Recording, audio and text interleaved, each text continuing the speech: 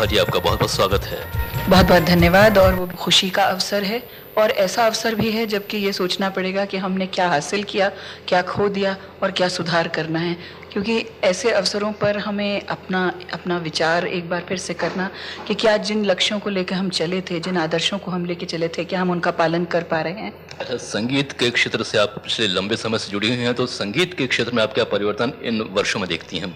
आप कह सकते हैं कि 50-60 साल पहले भी जो महिला कलाकार थीं, उनको कलाकार के रूप में तो बड़ी प्रतिष्ठा मिली, लेकिन समाज ने कलाकारों को हीन भावना से भी देखा। आज ऐसा माहौल नहीं है। कलाकार समाज का एक माननीय, सम्माननीय एक सदस्य है। एक ऐसा ज़माना था जबकि कलाकार जुड़े स्वतंत्रता संग्राम से। बहुत ऐसे गीत, बहुत ऐसी कविताएं लिखी गईं जिसमें जोश का, उस जुनून का एक झलक दिखाई देती है उसकी। दुर्भाग्यवश ऐसे बहुत सारे गीत हैं जिन्हें हम भूल गए हैं। अब भी अगर हम चेत जाएं और इन जो अलग अलग भाषाओं में, भारतीय भाषाओं में ये जो गीत लिखे गए, गाए गए, जन समूह ने गाया इन्हें, उनको हम यदि इकट्ठा कर पाएँ। और मुझे पता चला है कि स्वराज संस्थान ने इस दिशा में काफ़ी काम किया है। बहुत सराहनीय बात है और जो दिशा दिखाई गई है उस पे और कलाकारों को भी काम करना चाहिए।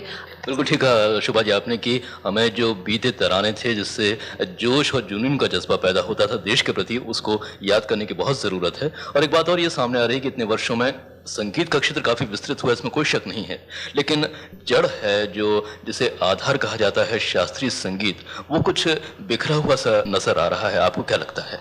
ये न केवल शास्त्रीय संगीत की बात है, मुझे लगता है कि भारतीय कलाओं की एक खूबी ये है कि उनमें बहुत विविधता है। दुर्भाग्यवश ये होता चला जा रहा है कि आज साधन जो है संगीत को आप तक पहुंचाने के, वो तो विविध हैं, पर जहाँ साधन बढ़ रहे हैं वहाँ जो संगीत है वो एक ही किस्म का है। ऐसा लगता है कि भारतीय संगीत का प्रतिनिधित्व केवल बॉलीवुड का संगीत कर रहा है। तो इसमें केवल एक शास्त्रीय संगीत की बात नहीं है। आप मुझे बताएं कि वो मंच जिस पर एक ज़माने में एक ही दिन में हम अलग अलग प्रकार का संगीत सुन पाते थे, और मैं बात कर रही हूँ आकाशवाणी की, कि जिसमें 8 बजे सुबह आपको शास्त्रीय संगीत सुनाई देता था, फिर बीच में दोपहर में आपको लोकगीत सुनाई देता था, कभी गैर फिल्मी तराने सुनाई देते थे। आज सुना है कि वो भी कम होता चला जा रहा है। हम रेडियो पर गा रहे हैं तो ये बड़ी उपलब्धि मानी जाती थी। एक बात शोभा जी मैं इसमें आपसे साथ जोड़ना चाहूंगा कि आपने आकाशवाणी की बात की, उसके कार्यक्रमों की बात की। इतना तो तय है कि आकाशवाणी शास्त्रीय संगीत के कार्यक्रमों के लिए एक निश्चित समय का निर्धारण किए हुए है और रोजाना ही आपको शास्त्रीय संगीत के कार्यक्रम सुनाई देते हैं, लेकिन बाकी चैनलों ने इसको मेरे ख्याल से तिलांजलि ही दे रखी है। विशेष रूप से यदि हम इलेक्ट्रॉनिक मीडिया की बात करें तो आकाशवाणी की महत्ता को लेकर आपका क्या विचार है? बहुत काम किया है आकाशवाणी ने। मैंने तो पहले ही कहा आपको, 82 के आसपास मैंने रेडियो पर गाना शुरू किया और वो मेरे लिए बहुत बड़ी उपलब्धि थी, जिसे माइलस्टोन कहा जाता है। सबसे पहले तो मैं श्रोताओं से कहूंगी, अपनी आवाज़ उठानी चाहिए यदि वास्तव में वो सुनना चाहते हैं विविध प्रकार का संगीत। इस बात का परिचय दें हमें। तो वाकई आपकी बात काबिल तारीफ है। जो श्रोता इस कार्यक्रम सुनेंगे वो जरूर आपकी इस बात को अमल करने का प्रयास करेंगे। अब हम आते हैं आपके संगीत जगत पर, तो इस दुनिया में रहकर कैसी अनुभूति होती है? मुझे लगता है मेरी खुशकिस्मती है कि मैं संगीत की विद्यार्थी के रूप में मैंने कई वर्ष पहले संगीत से नाता जोड़ा। इलाहाबाद शहर में जहाँ मेरी पैदाइश हुई, बहुत गुणी जनों से सीखने का अवसर मिला। पंडित राम आश्रय झा जी मेरे गुरु, 11 अगस्त को ही जिन्होंने 80 वर्ष पूरे किए, उनसे मुझे सीखने का अवसर मिला। उसके बाद दिल्ली आकर मैंने अनेकों संगीतज्ञों से मार्गदर्शन मुझे मिला। मैं तो कह सकती हूँ कि मेरा जो सफ़र है वो विद्यार्थी का सफ़र पहले भी था और आज भी है। विद्यार्थियों में ये भी होता है कई बार कि जो चीज़ सहज रूप से नहीं होती उससे वो आनाकानी करते हैं, तो वो भी मेरा बरकरार है।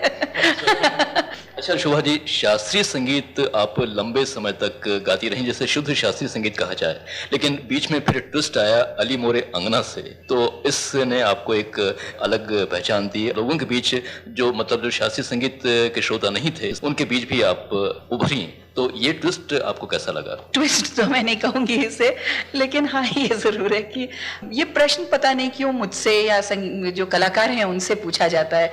आखिर अखबार में रिपोर्ट लिखने वाला व्यक्ति जो है वो सियासत पे भी लिखता है, उससे नहीं पूछा जाता है कि आप एक एरिया में क्यों काम कर रहे हैं। मैं तो संगीत की विद्यार्थी हूँ और उस दौरान, जिस दौरान आप बात कर रहे हैं कि मैंने अली मोरे अंगना या अब के सावन या मन के मंजीरे इत्यादि जो पॉप एल्बम है वो गाए, उस दौरान मैंने संस्कृत के श्लोक भी गाए, देशभक्ति के गीत भी गाए। उस दौरान मैंने बच्चों के गीत भी गाए, विवाह आदि के गीत बन्ना बन्नी भी रिकॉर्ड किए मैंने। तो हमारा काम तो जारी रहता है और उम्मीद करती हूँ कि आप लोग सबकी शुभकामना रही तो मेरा काम जारी रहेगा। लेकिन इतना तो आप मानती हैं कि इस मोड़ से जब आपने पॉप को जिसको कहा जाए उससे कुछ ज्यादा मकबूलियत तो आपको हासिल हुई है, तो आप मानती होंगी। जो ज्यादा सुनने वाले लोग हैं उसके तो जाहिर सी बात है, अगर पॉप संगीत गाएं या फिल्मी संगीत गाएं तो संभव है कि जहां 1000 लोग सुनते थे वहां 1 लाख लोग सुन लेंगे। वो सराहना या वो श्रोता वर्ग मुझे बहुत प्रिय है, उनकी शुभकामना मेरे लिए बहुत जरूरी है।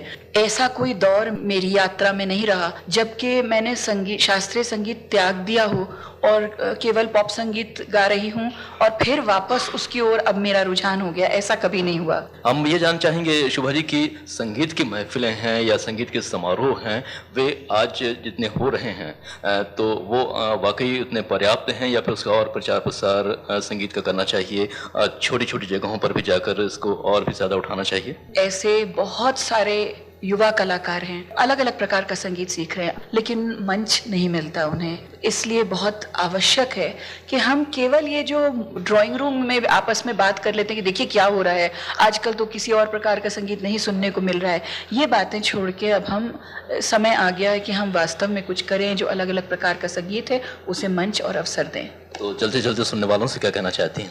नवोदित प्रतिभाएं जो हैं उनके लिए तो उनके गुरु का मार्गदर्शन उनको मिलता रहे, केवल शुभकामना दे सकती हूँ। बातचीत के लिए आपका बहुत बहुत शुक्रिया।